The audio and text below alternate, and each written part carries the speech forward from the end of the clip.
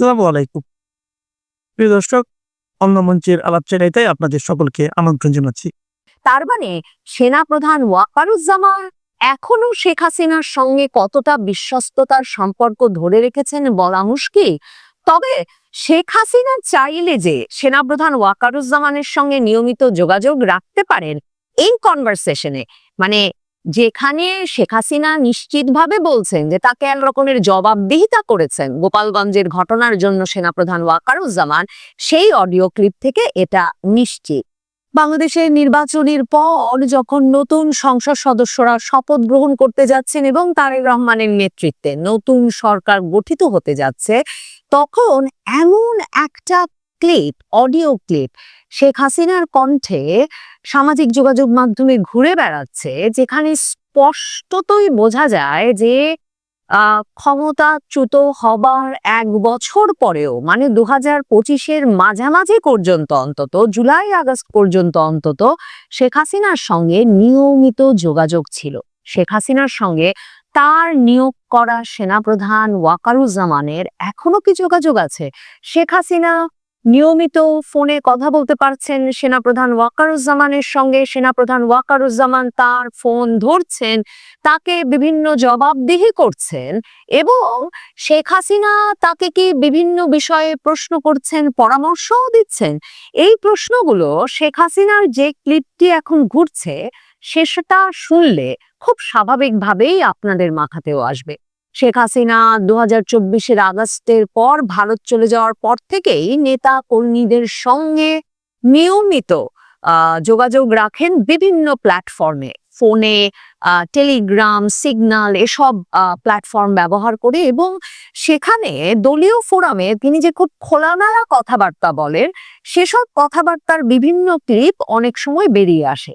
ধারণা করা যায় যে ক্লিপটি আমি আপনাদের শোনাতে যাচ্ছি, সেই ক্লিপটি শেখ হাসিনা হয়তো দলীয় কোনো ফোরামে বক্তব্য রাখবার সময় এই কথাগুলো বলেছিলেন, এবং সেখানে শেখ হাসিনা কথা বলেন ২০২৫-এর জুলাইয়ে, ১৮ই জুলাই, জুলাই পদযাত্রার নামক যে কর্মসূচি পুরো জুলাই মাস জুড়ে জাতীয় নাগরিক পার্টি, এনসিপির নেতৃবৃন্দ সারা বাংলাদেশে করছিলেন, এবং ১৮ই জুলাই যখন তারা মার্চ টু গোপালগঞ্জ কর্মসূচি ঘোষণা করেন, যে কর্মসূচির অংশ হিসেবে তারা বঙ্গবন্ধু সমাধিটা গুড়িয়ে দিয়ে আসবেন, এই খবর ছড়িয়ে পড়ে সর্বত্র।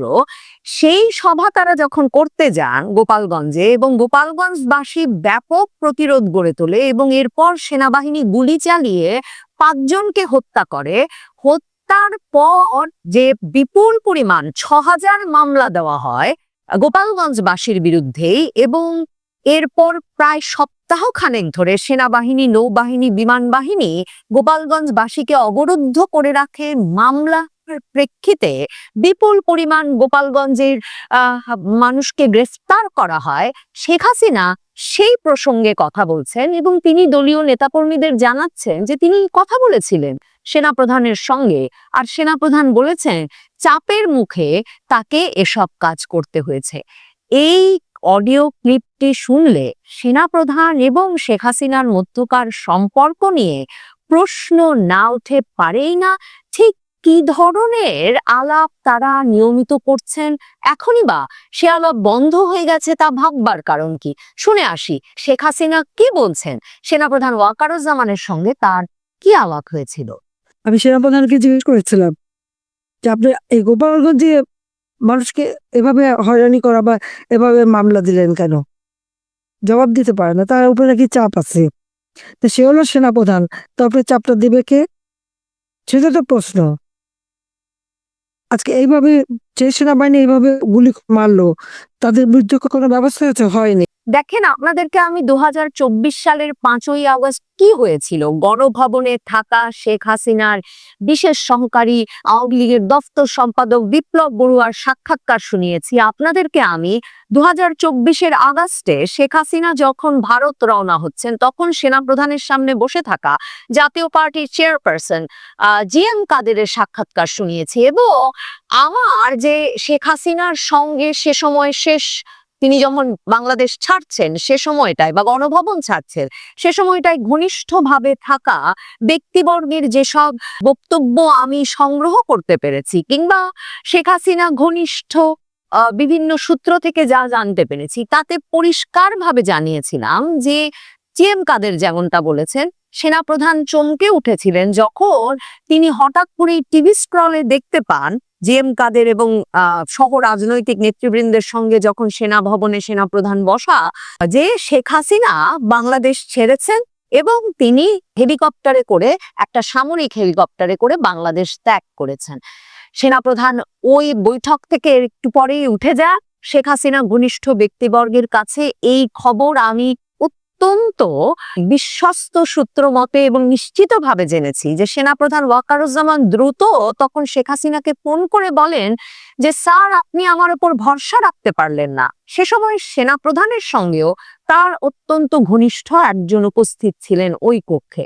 সেনাপ্রধান ওয়াকারুজ্জামান যে শেষ মুহূর্ত পর্যন্ত, মানে শেখ হাসিনা যে সত্যিই রওনা দিয়ে দেবেন এটা জানতেন না, বরং শেখ হাসিনার সঙ্গে, শেখ হাসিনা শেখ রেহানার সঙ্গে সেই সামরিক হেলিকপ্টার যেটি প্রথমে তাদেরকে বিমানবন্দর পর্যন্ত নিয়ে যায়, সেই হেলিকপ্টার থেকে শুরু করে সামরিক বিমানে ভারত পৌঁছানো পর্যন্ত বরং ছিলেন বিমান বাহিনী প্রধান হাসান মাহমুদ খান এবং সাবেক প্রধানমন্ত্রীর সামরিক সচিব জেনারেল কবির আহমেদ।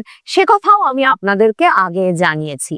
সেনাপ্রধান ওয়াকারুজ্জামান তখন চাইছিলেন যে রাজনৈতিক দলগুলোর সঙ্গে আলাপের মাধ্যমে একটা এমন সরকার গঠন করা যায় কিনা যে সরকার আসলে দায়িত্ব নেবে, সর্বদলীয় একটা সরকার, সবার মেনে নেওয়া একটা সরকার। শেখ হাসিনা পদত্যাগ করবেন এবং তিনি শেখ হাসিনাকে ক্যান্টনমেন্টে নিয়ে গিয়ে কিংবা বাংলাদেশেই রেখে একটা নিরাপত্তা দেওয়ার প্রতিশ্রুতি দিয়ে আসছিলেন। সেনাপ্রধানের কথায় ভরসা করে কোনোভাবেই যে শেখ হাসিনার সেখানে থাকা উচিত হবে না, সেটা যখন একদিকে বারবার বিমান বাহিনী প্রধানের তরফে ভারতের গোয়েন্দা সংস্থা, ভারতের নিরাপত্তা উপদেষ্টাদের বরাতে জানানো হচ্ছিল শেখ হাসিনাকে, পাশাপাশি শেখ হাসিনা কে তার নিরাপত্তা দেওয়ার দায়িত্বে নিয়োজিত এসএসএফ, প্রেসিডেন্ট গার্ড রেজিমেন্ট, তাদের সদস্যরা কোনোভাবেই শেখ হাসিনার আর গণভবনে থাকা উচিত হবে, যখন কিনা সেনাপ্রধান মার্চ টু ঢাকা কর্মসূচি সফল করতে ঢাকার সকল প্রবেশদ্বার খুলে দিয়েছেন, সেনাবাহিনী সরিয়ে নিয়েছেন এবং বিক্ষোভকারীরা গণভবন অভিমুখে আসছে, সে বিষয়টাও আমি আপনাদের জানিয়েছি। এহেন সেনাপ্রধান এর পরেও নাকি অন্তর্বর্তীকালীন সরকারটি যখন গঠন হয়েছে তখনও শেখ হাসিনার সঙ্গে বিশ্বস্ততার সম্পর্ক ধরে রাখতে বারবারই শেখ হাসিনার সঙ্গে ফোনে এবং নানা মাধ্যমে যোগাযোগ অব্যাহত রেখেছেন। আওয়ামী লীগের ঘনিষ্ঠ অনেক সূত্রের বরাতে, সেনাবাহিনীর ঘনিষ্ঠ অনেক সূত্রের বরাতে একথা বারবার আমি জানতে পেরেছি যে সেনাপ্রধান শুধুমাত্র অন্তর্বর্তীকালীন সরকারের গঠনের বিষয়ে শেখ হাসিনার সঙ্গে নিয়মিত আলাপ করছিলেন তাই নয়, ওই যে আসিফ মাহমুদ সজীব ভুইয়া যে বলেছিলেন যে সেনাপ্রধান কিছুতেই রাজি হচ্ছিলেন না ডক্টর ইউনূসকে অন্তর্বর্তীকালীন সরকারের প্রধান করতে, এবং তিনি বলছিলেন হি ইজ আ কনভিক্ট, মানে তিনি অপরাধী, আদালতে অপরাধী হিসেবে তাকে সাব্যস্ত করা হয়েছে। এবং শেষ পর্যন্ত ছাত্র নেতাদের দাবির মুখে তিনি যে বলেছিলেন যে বুকে পাথর চাপা দিয়ে তিনি ইউনূসকে মেনে নিচ্ছেন অন্তর্বর্তীকালীন সরকারের প্রধান উপদেষ্টা হিসেবে, আওয়ামী লীগ ঘনিষ্ঠ অনেক সূত্র, সেনাবাহিনী ঘনিষ্ঠ অনেক সূত্র মনে করে সেনাপ্রধানের ইউনূস নিয়ে এই আপত্তিও আসলে মূলত শেখ হাসিনা ইউনূস বিষয়ে ব্যাপক আপত্তির কারণে। তার মানে সেনাপ্রধান কিন্তু এই পুরোটা সময় জুলাই পর্যন্ত বা আগস্ট পর্যন্ত 2025-এর অন্তত শেখ হাসিনার সঙ্গে ঘনিষ্ঠ যোগাযোগ রেখে গেছেন এবং তার সঙ্গেও একটা বিশ্বস্ততার সম্পর্ক মেনটেন করেছেন, বজায় রেখেছেন, যেখানে তিনি শেখ হাসিনাকে জানিয়েছেন যে তার উপর চাপ থাকায় তাকে গোপালগঞ্জে গুলি চালাতে হয়েছে এবং তার উপর চাপ থাকায় তিনি গোপালগঞ্জে এই পরিমাণ মামলা করেছে। কাজেই ওই যে সেনা ঘনিষ্ঠ সূত্র কিংবা আওয়ামী লীগ সূত্রে গত কয়েক মাসে যেটা জানতে পেরেছি যে শেখ হাসিনা আসলে গোপালগঞ্জের ওই ঘটনার পর থেকে সেনাপ্রধানের বিষয়ে প্রথম মুখ খুলতে শুরু করেন। এর আগে সেনাপ্রধান যে কু করেছেন, সেনাবাহিনী যে আসলে সরকারের নির্দেশনার বাইরে গিয়ে মার্চ টু ঢাকা সফল করেছে, সেনাপ্রধান যে চেষ্টা করছিলেন শেখ হাসিনাকে দেশে রেখে দিয়ে সম্ভবত তাকে একটা জীবনের ঝুঁকির মুখে ফেলতে, এবং ভাগ্যিস বিমান বাহিনী প্রধান, এসএসএফ, প্রেসিডেন্ট গার্ড রেজিমেন্ট এবং ভারত থেকে এই পরামর্শ বারবার আসছিল যে শেখ হাসিনাকে গণভবন ছাড়তেই হবে, সে কারণেই এখনো শেখ হাসিনা বেঁচে আছে। সে বিষয়গুলো শেখ হাসিনা গোপালগঞ্জ ঘটনার পর প্রথম নানাভাবে ব্যাখ্যা করতে শুরু করেন। তার মানে সেনাপ্রধান ওয়াকারুজ্জামান এখনো শেখ হাসিনার সঙ্গে কতটা বিশ্বস্ততার সম্পর্ক ধরে রেখেছেন বলা মুশকিল। তবে শেখ হাসিনা চাইলে যে সেনাপ্রধান ওয়াকারুজ্জামানের সঙ্গে নিয়মিত যোগাযোগ রাখতে পারেন এই কনভারসেশনে, মানে যেখানে শেখ হাসিনা নিশ্চিতভাবে বলছেন যে তাকে এক রকমের জবাবদিহিতা করেছেন গোপালগঞ্জের ঘটনার জন্য সেনাপ্রধান ওয়াকারুজ্জামান, সেই অডিও ক্লিপ থেকে এটা নিশ্চিত। দেখেন, শেখ হাসিনার আরেকজন যে গুরুত্বপূর্ণ রাষ্ট্রের সর্বোচ্চ পদে আসীন যে ব্যক্তিটিকে শেখ হাসিনা নিয়োগ করে এখন পর্যন্ত সে পদে আসীন রাখতে পেরেছেন, সেই ব্যক্তির নাম শাহাবুদ্দিন চুপ্পু। রাষ্ট্রপতি শাহাবুদ্দিন চুপ্পু যে এখন পর্যন্ত রাষ্ট্রপতি পদে থাকতে পেরেছেন সেটা নিশ্চিত করার ক্ষেত্রেও তিন বাহিনী প্রধান কিন্তু গুরুত্বপূর্ণ ভূমিকা রেখেছেন।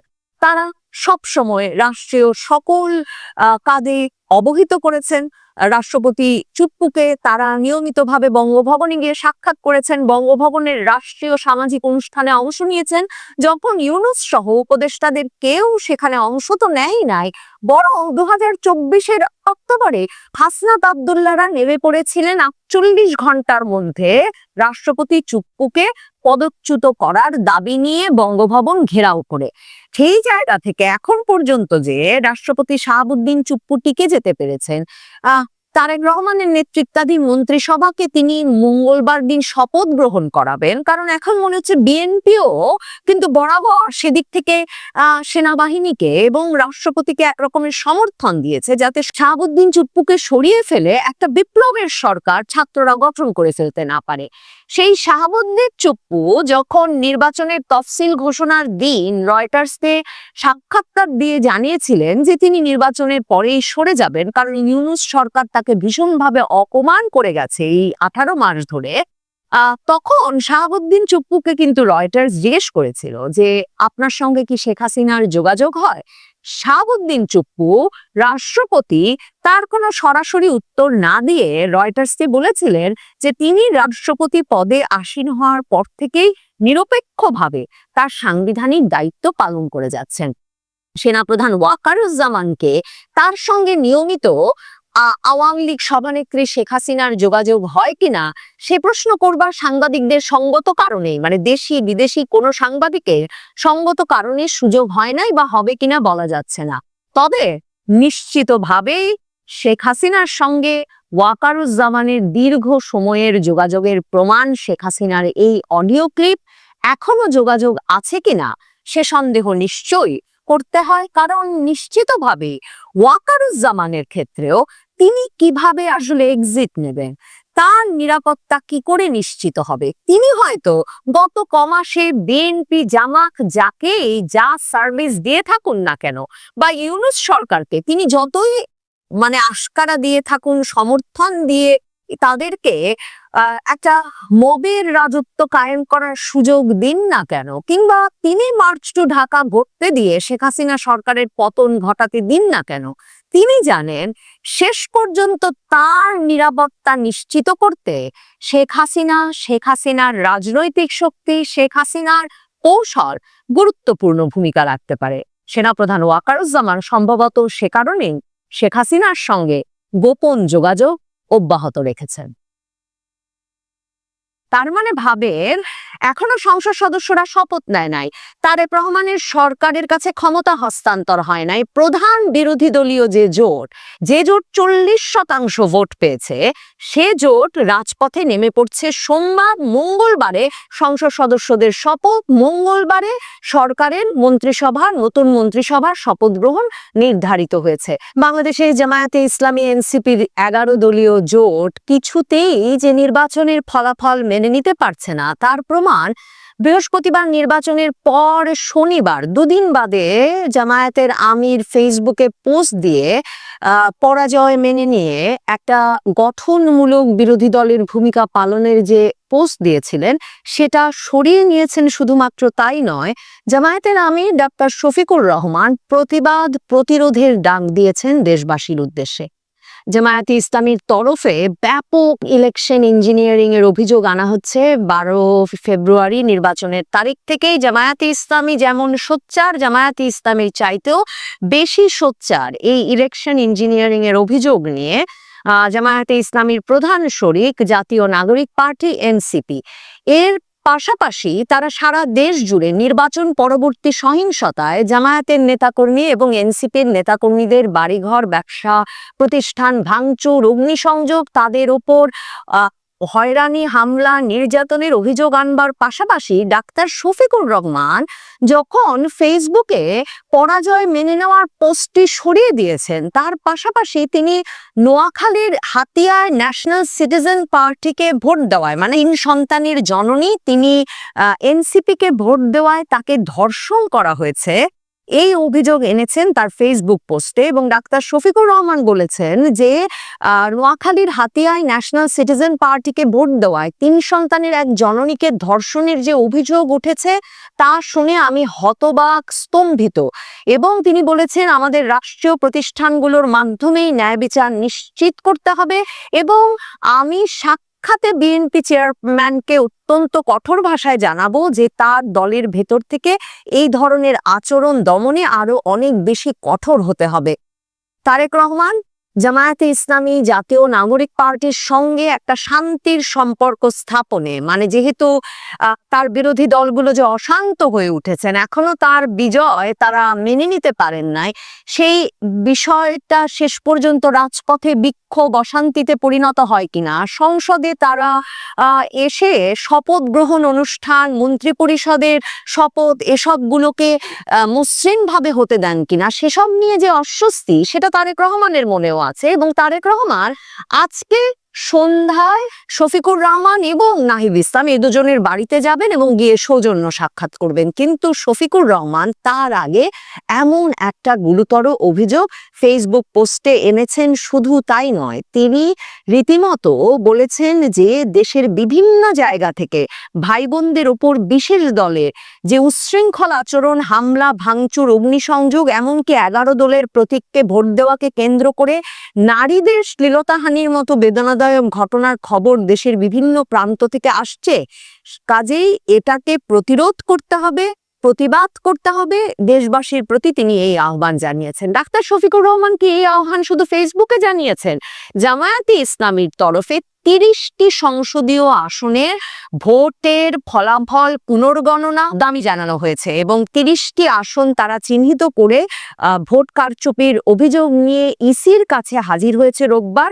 শনিবার সন্ধ্যাতেই তারা এই 30টি আসনে ভোট কারচুপির সুনির্দিষ্ট অভিযোগ নিয়ে এসে ফলাফল স্থগিত এবং পুনর্গণনা সহ আইনি পদক্ষেপ নেওয়ার ঘোষণা দিয়ে রেখেছিল। তারা বলেছিল যে তাদের দাবি হচ্ছে ওই 30টা আসনের গেজেট বাতিল করতে হবে। তার মানে এই 30টা আসনের যে সংসদ সদস্য তাদেরকে সরকারিভাবে যে বিজয়ী ঘোষণা করা হয়েছে, এটা জামাতে ইসলামের তরফে সরাসরি প্রতিবাদ জানানো হয়েছে, প্রত্যাখ্যান করা হয়েছে এবং জামায়াতে ইসলামী সুনির্দিষ্টভাবে বলেছে এই 30টা আসনে কিছুতেই শপথ গ্রহণ হতে পারে না। মানে জামায়াতে ইসলামী এরই মধ্যে ৭৭টি আসন পেয়েছে তাদের জোট, এবং তারা বলছে যে আরো ৩০টি আসন আসলে তাদের পাবার কথা, সেটা তাদেরকে এক রকমের কারচুপির মাধ্যমে সেটা তাদেরকে বঞ্চিত করা হয়েছে। কাজেই এই ৩০টা আসনের ফয়সালা হওয়ার আগে সংসদে শপথ গ্রহণ চলতে পারে না। তার মধ্যে ঢাকা ৮ আছে,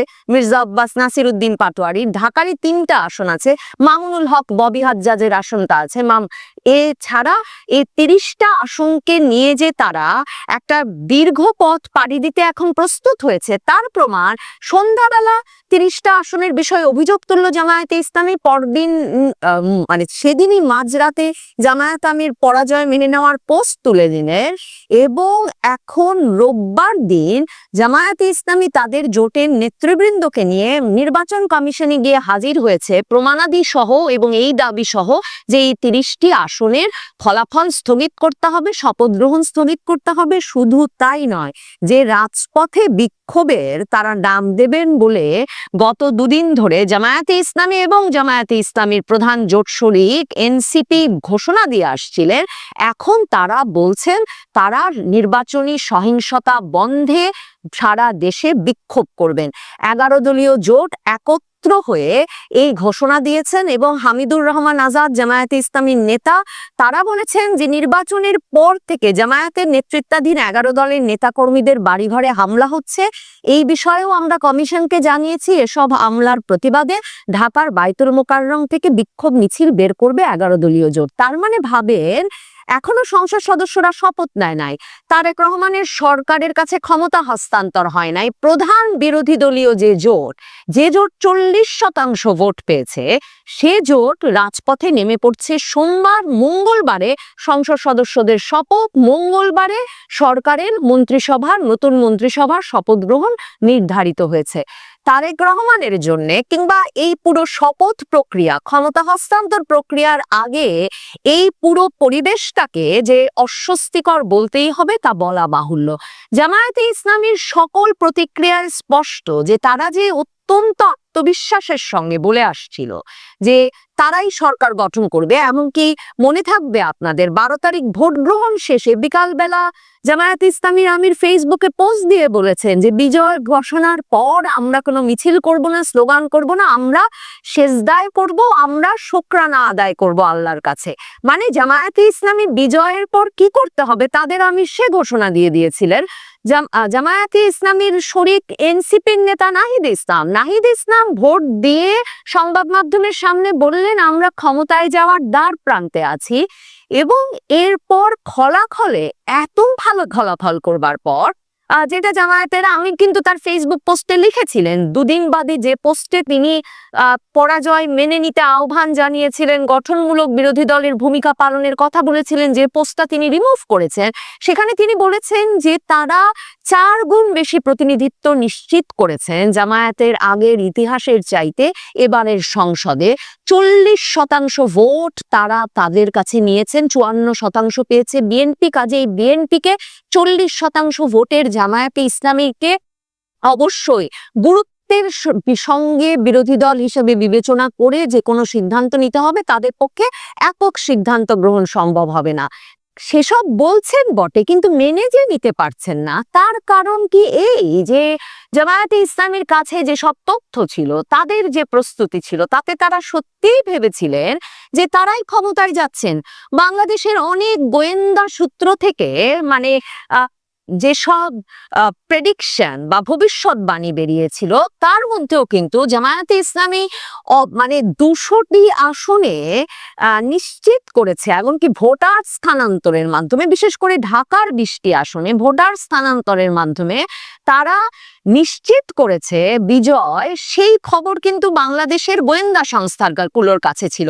বাংলাদেশের গোয়েন্দা সংস্থাগুলোর কাছে খবর ছিল যে অন্তত ১৫০টি আসনে জামায়াতে ইসলামী তাদের ভোটার গণনার মাধ্যমে এবং মানে আরো নানা রকম প্রস্তুতির মাধ্যমে, প্রশাসনও তাদের সেখানে পক্ষে থাকায় তারা নিশ্চিত হয়েছে যে অন্তত ১৫০টি আসনে তারা জয়ের কাছাকাছি যেতে পারবে এবং ১৫০টি আসন তারা পেয়ে যেতে পারে। এমনকি মনে করে দেখেন ৯ ফেব্রুয়ারি যে দুটো জরিপ বেরোলো, একটা জরিপ যেটা IILD জাগরণ ফাউন্ডেশনের, সেখানে তারা কিন্তু একদম মানে বলল হাড্ডাহাড্ডি লড়াই হবে জামায়াতে ইসলামী এবং বিএনপির নির্বাচনে, এবং তারা বলল যে জামায়াতে ইসলামী যখন 43.9% ভোট পাবে, বিএনপি পাবে 44.1% ভোট, এবং সেই আইএলডি জাগরণ ফাউন্ডেশনের সেই জরিপ অনুযায়ী তারা বলেছিল যে প্রত্যেকটা আসনে কিন্তু তারা জরিপ চালিয়েছিল যে জামায়াত জোট নিশ্চিতভাবে 105টি আসন পাবে। তার মানে জামায়াত কিন্তু কাছাকাছি 40% ভোট পেয়েছে, কিন্তু সেটাকে তারা 100-র বেশি আসনে পরিণত করতে পারে না। ভাববার কি কারণ আছে যে প্রশাসন, ইউনূস সরকার, সেদিক থেকেও তাদের কাছে আভাস ছিল যে তাদেরকে যে ধরনের সমর্থন দেওয়া হবে তাতেও তাদের পক্ষে নির্বাচনে জিতে আসা সহজতর হবে, কিন্তু সেই সমর্থনটা প্রশাসনের কাছ থেকে, সেনাবাহিনীর কাছ থেকে, সরকারের কাছ থেকে শেষ পর্যন্ত তারা পান নাই। সেজন্য কি তারা প্রতারিত বোধ করছেন? দেখেন, ইউনূসও কিন্তু অপেক্ষা করেছেন। দুদিন বাদে যখন জামায়াতের আমির পরাজয় মেনে নিয়েছিলেন, তারপরে ইউনূস তারেক রহমানকে অভিনন্দন জানান, তারেক রহমান শফিকুর রহমান নাহিদ ইসলামকে ফোন করেন। তার মানে ইউনূস সরকারের সাথে একটা বোঝাপড়া, যেটা অনেকেই ভাবছিলেন যেটা খুব স্বাভাবিক, যে কারণ ইউনূস সরকার যেহেতু মূলত জামায়াতে ইসলামী এবং নাহিদ ইসলামদের সমর্থনে এবং তাদের আন্দোলনের ফলাফল হিসেবে গঠিত হতে পেরেছে, সে কারণে তাদের যে সমর্থনটা দেওয়ার কথা ছিল, শেষ মুহূর্তে কি জামায়াতে ইসলামীর সঙ্গে কেউ প্রতারণা করেছে? জামায়াতে ইসলামী, এনসিপি যে এই পরাজয় কিছুতেই মেনে নিতে পারছে না। জামায়াতে ইসলামীর সুনামগঞ্জে দাঁড়ানো জামায়াতে ইসলামীর তারকা নেতা শিশির মনির, ব্যারিস্টার শিশির মনির, যিনি নির্বাচিত হবেন, নির্বাচিত হলে আইনমন্ত্রী হবেন, সে নিয়ে জোর আলোচনা ছিল। জামায়াতে ইসলামী তো তাদের মন্ত্রিসভাও একরকম ঘোষণা করে দিয়েছিল, নাহিদ ইসলাম মন্ত্রিত্ব পাবেন বলে রেখেছিলেন, জামায়াতের আমির আজাদ সাহেব পাবেন, তাহের সাহেব পাবেন, এগুলো ঘোষণা দেওয়া ছিল।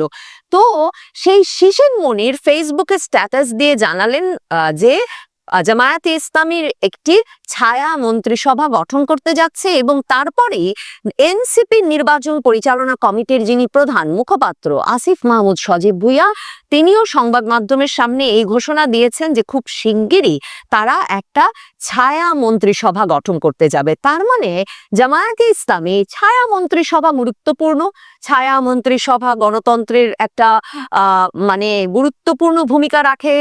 ব্রিটেনে, যুক্তরাজ্যে বরাবর মানে ঐতিহ্যগতভাবে বিরোধী দল এরকম একটি মন্ত্রিসভা গঠন করে রাখে, কিন্তু জামায়াতে ইসলামী কি এটা শুধুই বিরোধী দলের ভূমিকা পালন করবার জন্য গঠন করছে, নাকি জামায়াতে ইসলামী প্রকৃতপক্ষেই ভাবছে যে বিএনপি সরকার গঠিত হবে তাদের রাজপথে এবং সংসদে সক্রিয় ভূমিকার কারণে, বা তারা যে ধরনের ভূমিকা পালনের কথা এখন ভাবছেন তাতে সে সরকার তেমন স্থায়ী হবে না, কাজে এই ছায়া মন্ত্রিসভা আরো মুখ্য ভূমিকা পালন করতে পারবে। তবে তার আগে জামায়াতে ইসলামী 30টি আসনের ফলাফলের বিষয়টা নিয়ে কত দূরে যায়, শপথে অংশ নেয় কিনা 30টি আসন